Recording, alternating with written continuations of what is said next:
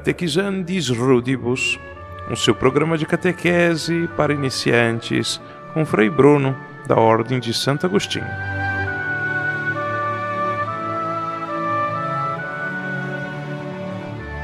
Começando agora o episódio número 28 do nosso Catequizandis Rudibus, nosso programa de catequese para iniciantes.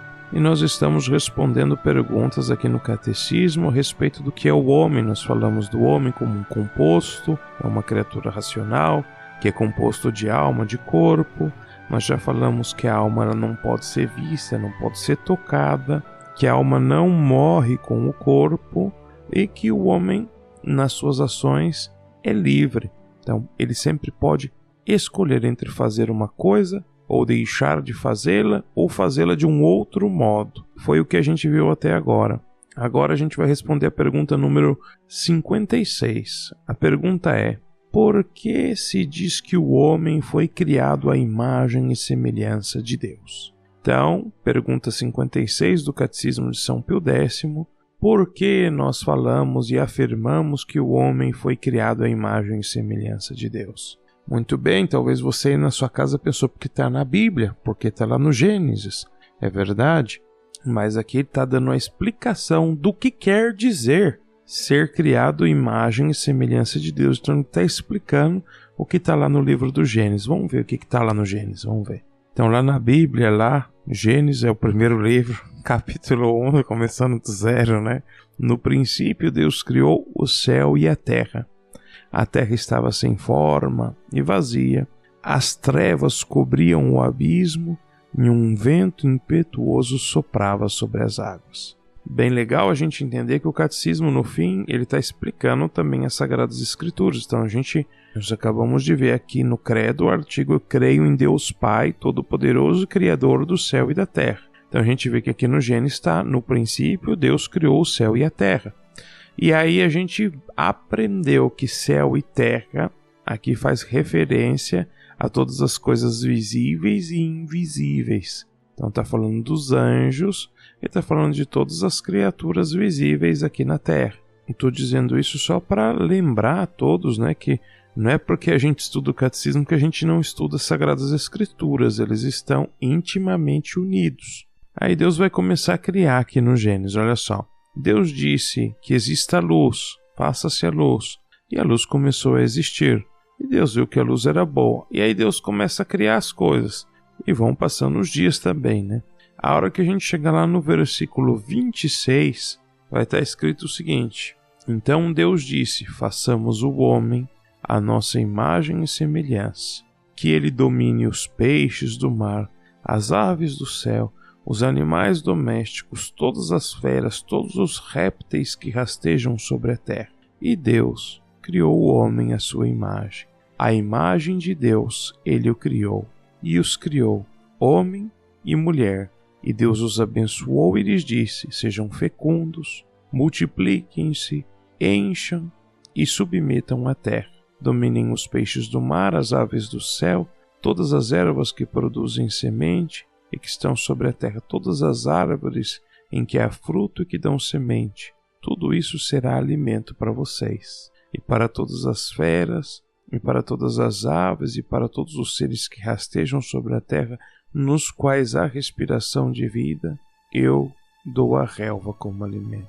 E assim fez. E Deus viu que tudo que havia feito, tudo era muito bom. Houve uma tarde e uma manhã, e foi o sexto dia. Então, Deus criou aqui o homem, né, e a mulher no sexto dia, criou os seres humanos no sexto dia, a sua imagem e semelhança. E agora o catecismo está querendo explicar o que quer dizer ser criado à imagem e semelhança de Deus. Vamos ver a resposta do catecismo agora. Nós dizemos que o homem foi criado à imagem e semelhança de Deus porque a alma humana é espiritual e racional.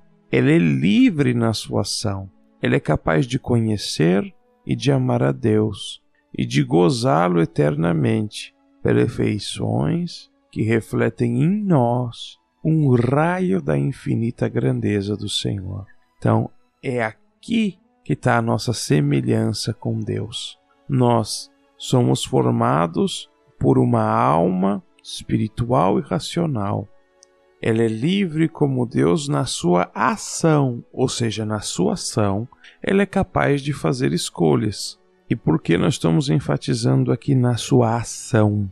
E você não é livre para fazer aquilo que você quer, você é livre para tomar decisões, para decidir aquilo que você vai fazer. Você não pode colocar na sua cabeça e falar assim, eu sou livre, então eu quero voar, e você voa. Não, porque você não é onipotente, você só é livre. Se você fosse onipotente, então se você pudesse realizar todas as potências, aí uma das potências, uma das possibilidades é voar, então você poderia voar, mas tem que ser onipotente para fazer isso. A gente não é onipotente, a gente só é livre. E a gente pode ir perdendo liberdades. Por exemplo, se uma pessoa cometeu um crime e ela foi presa, está lá na cadeia, ela perdeu alguma liberdade que ela tinha, o direito de ir e vir. Ela não perdeu outras liberdades, mas o direito de ir e vir ela perdeu. Uma pessoa que sofreu um acidente e ficou paralítica, aí ela perdeu a liberdade de andar com as próprias pernas. Ela vai ter que usar uma cadeira de rodas, vai ter que ter a ajuda de alguém. Então, nós podemos perder nossas liberdades. E quanto mais liberdade a gente perde, mais a gente vai se limitando.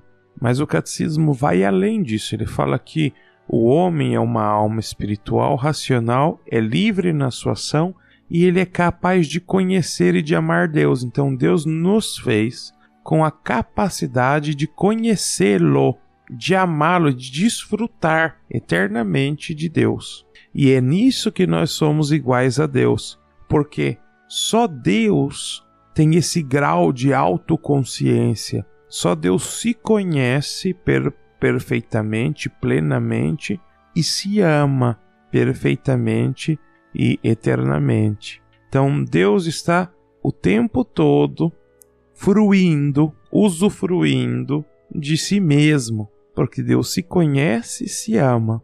E é aqui que nós somos aqui fala o catecismo, né? Um raio da infinita grandeza de Deus. A gente é uma fagulhazinha. Na nossa alma tem uma fagulhazinha que nos dá a graça de participar um pouquinho dentro da nossa possibilidade dessa alegria, desse gozo, desse prazer de conhecer e de amar a Deus. Então é isso que significa dizer que nós, seres humanos, fomos criados à imagem e semelhança de Deus. É a capacidade de conhecê-lo, de amá-lo e ser livre em nossas ações. Espero que você tenha entendido aí na sua casa. Deus abençoe você e a gente se encontra na próxima. Tchau!